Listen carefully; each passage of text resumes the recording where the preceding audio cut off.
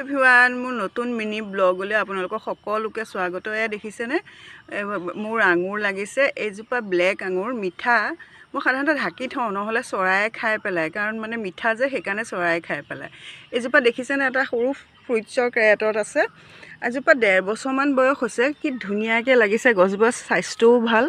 এয়া দেখিছেনে কি সুন্দৰকৈ লাগিছে। যোৱাবাৰো লাগিছিল, যোৱাবাৰ অলপ কমকৈ লাগিছে, এইবাৰ অলপ ভালকৈ লাগিছে। আৰু আচলতে মানে টেৰেছ গাৰ্ডেন বা আমাৰ সমতলতো আঙুৰ ভাল হয়, খালি জাত মানে ভাল জাতৰ নিৰ্ধাৰণ কৰিব লাগিব। জাতসমূহৰ ভিতৰত অষ্ট্ৰেলিয়ান গ্ৰীণ লং, তাৰপিছত বাইকুলুন আৰু জয় চিডলেছ, ৰয়েল গ্ৰেপছ, এইবিলাক হ'ল মিঠা জাতৰ আঙুৰ।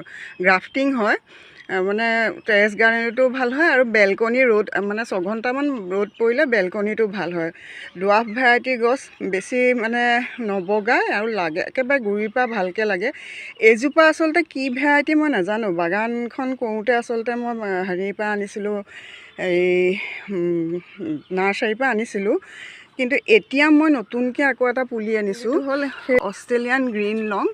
সেইটো আচলতে অলপ দাম বেছি লৈছে, 1500 টকা লৈছে, কিন্তু তাৰ মানে জাতটো ভাল।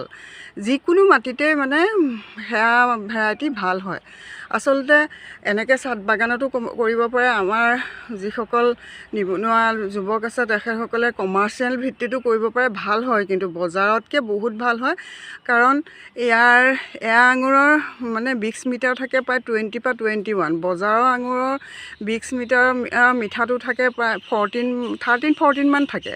সেইকাৰণে আচলতে কমাৰ্চিয়েল ভিত্তিতো কৰিব পাৰে ল'ৰা ছোৱালীখিনিয়ে, মানে ভাল হয় গছ।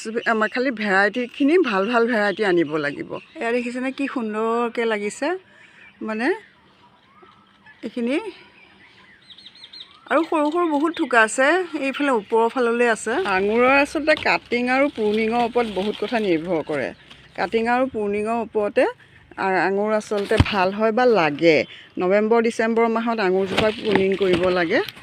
এতিয়া মই আপোনালোকক মোৰ সেই তলত থকা নতুন পুলিটো, মই ওপৰলৈ অনাই নাই, মানে ৰিপৰ্ট কৰি থৈছোঁহে পুলিটো, সেইটো পুলি দেখুৱাম ব'লক। অষ্ট্ৰেলিয়ান গ্ৰীণ লং মই অকণমান মাটিত বহাইছোঁ। ইয়াত এতিয়া একো সাৰ দিয়া নাই, অকল সুদা মাটিতহে বহাই থৈছোঁ। অকণমান ইটাগুৰি দি থৈছোঁ, কাৰণ পুলিটো সৰু হৈ থাকোঁতে একো খাব দিব নালাগে। যেতিয়া মানে 1.5 মাহমানৰ পিছত গ্ৰ'থ ল'ব, তেতিয়াহে আচলতে ভালকৈ সাৰ জাবৰ দি পেলাই বহাম। সাধাৰণতে সৰু ল'ৰা ছোৱালীক যেনেকৈ সৰহকৈ খুৱাই দিলে বেমাৰ হৈ যায়, তেনেকুৱা ধৰণৰ একেই কথা। এই অকণমান মাটিত মই খালি বহাই থৈছোঁ পুলিটো। 1.5 মাহমানৰ পিছতহে ভালকৈ ৰিপৰ্ট কৰিম, যেতিয়া গ্ৰ'থ ল'ব ভালকৈ।